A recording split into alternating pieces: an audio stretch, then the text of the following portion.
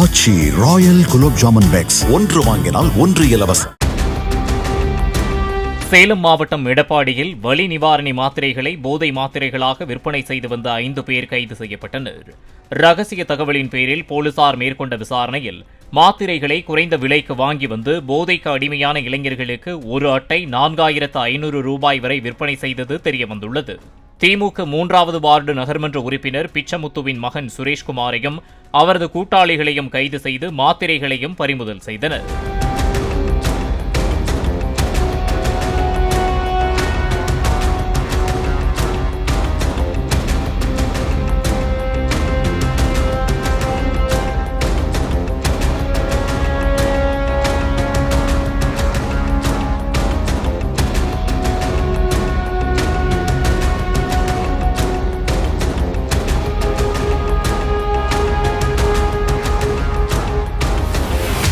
ஆச்சி Royal gulab jamun packs ஒன்று வாங்கினால் ஒன்று இலவசம்.